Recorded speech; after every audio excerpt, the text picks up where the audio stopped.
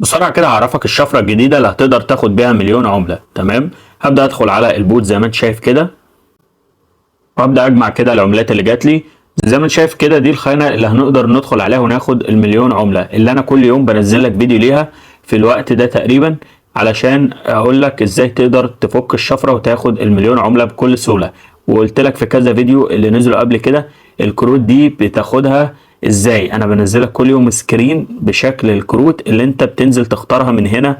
في عندك كذا خانة اهوت، يعني في عندك البي ار، وفي عندك الليجل، وفي عندك السبيشال. تمام، فكل الحاجات دي انت بتدخل. طبعا السبيشال زي ما انتوا عارفين في نيو كارد اهي، علشان برضو ممكن الحاجة اللي انت بتدور عليها تدخل على ماي كارد وتدخل على نيو كارد. تمام، ده بالنسبه للديلي كومبو اللي بيجي لك كل يوم، اللي هي الكروت اللي انت بتختارها كل يوم علشان يجي لك 5 مليون عمله زي ما انت شايف كده. انا واخدهم اهو.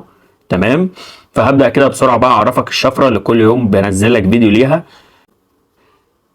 هنا هنبدا نكتب بقى الشفره بتاعتنا. انا بكتبها زي ما قلت لك اهو في شات واتساب قدامك.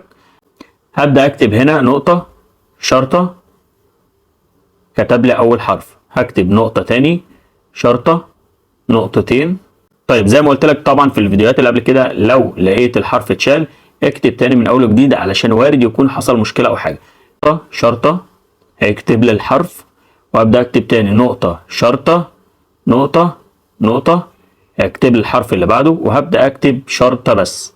وزي ما قلت لك الشرط بنكتبها ضغطة مطولة، النقطة بتتكتب نقطة بس. وهتبدا طبعا تاخد العملات من هنا تيك ذا برايز، وبكده هتكون فكيت الشفرة وخدت المليون عملة.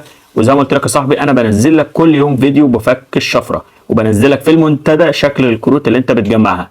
ده كان فيديو النهارده، اتمنى لو الفيديو عجبك يا ريت ما تنساش تعمل اشتراك بالقناة وتفعل زر الاشعارات علشان يوصلك كل جديد. السلام عليكم ورحمة الله وبركاته.